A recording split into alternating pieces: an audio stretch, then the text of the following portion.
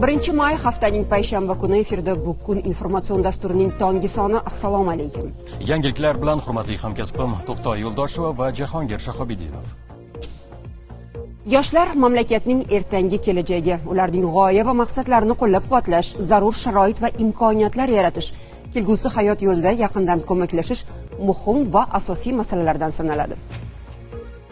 Qarshi shahridagi Prezident maktabining 9-sinf o'quvchisi Dilnura Vafaqulovaning tashabbusi asosida yaratilgan g'oya respublikamizni ko'pgina hududlardagi Prezident maktabi o'quvchi yoshlarini bir maqsad atrofida birlashtirdi.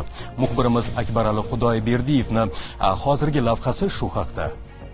They are some kind of shy because most of 15 yoshli Dilnura Vafaqulova ingliz tilida bemalol so'zlasha oladi. Yosh bo'lishiga qaramay uning oldiga qo'ygan maqsad va rejalari katta. Izlanuvchan qizning g'oyasidagi maqsad Birlashgan Millatlar Tashkilotining taraqqiyot dasturi talablaridan kelib chiqqan holda turli muammolarni yoshlar o'rtasida keng muhokama qilish, yigit qizlarning bilim va dunyoqarashlarini kengaytirishdan iborat.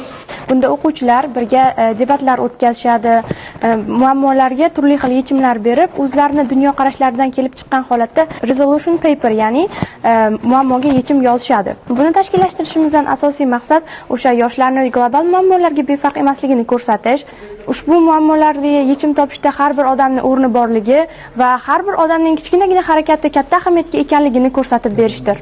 Yoshlar o'rtasidagi ushbu munozara ingliz tilida olib borilgani bilan ahamiyatli bo'ldi.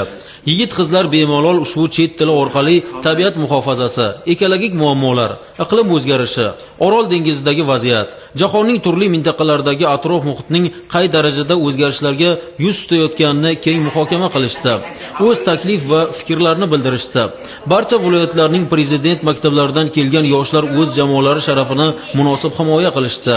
Anchagina do'stlarimiz orttirdik, chunki qiziqishlarimiz, kelajakka qo'ygan maqsadlarimiz bir bo'lgani uchun bir-birimiz bilan chiqishimiz juda ham yaxshi bo'ldi.